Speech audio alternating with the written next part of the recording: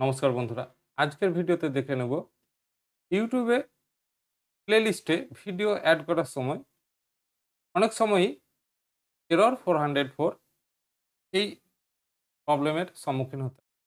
তো আজকের ভিডিওতে দেখে নেব যে কোন সেটিংস করলে এই প্রবলেম এরর 404 আর আসবে না এবং খুব সহজেই আমরা ভিডিও অ্যাড করতে পারবো প্লেলিস্টে। চলুন দেখে নিই।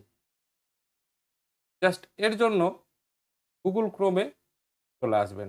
আমি আগে থেকেই খুলে নিয়েছি, আপনারা খুলে নেবেন। এরপরে ডাইরেক্ট একদম ডান দিকে ৩ নম্বর উপরে যেটা রয়েছে ৩ টে ডট, সেই ডট মেনুতে ক্লিক করুন। ক্লিক করার পর সোজাসুজি সেটিংসে চলে আসুন। সেটিংসে আসার পর এইরকমই একটি উইন্ডো পপ আপ হবে।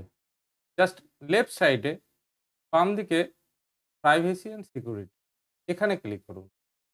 এখানে ক্লিক করার পর এরকমই উইন্ডো আবার আসবে। জাস্ট এখানে cookies and other side data, এই অপশানে ক্লিক করুন। এটিকে এক্সপ্যান্ড করার পর এরকম উইন্ডো আবার আসবে। জাস্ট এখানে এসে শুধু এইটুকু অ্যালাউ অল কুকিজ, এখানে টিক করে দিন, বাকিগুলো আনটিক রেখে দিন। Block third party cookies, block third party cookies, incognito, block all cookies. কোনোটাই কিছু করবেন না বা টিক দেবেন না।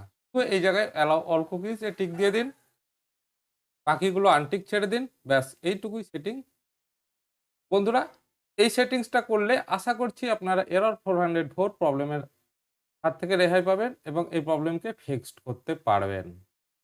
তো ধন্যবাদ বন্ধুরা। আজকের ভিডিওতে এই পর্যন্তই। ভিডিওটি যদি ভালো লাগে তো অবশ্যই লাইক করবেন এবং সাবস্ক্রাইব করে পাশে থাকবেন।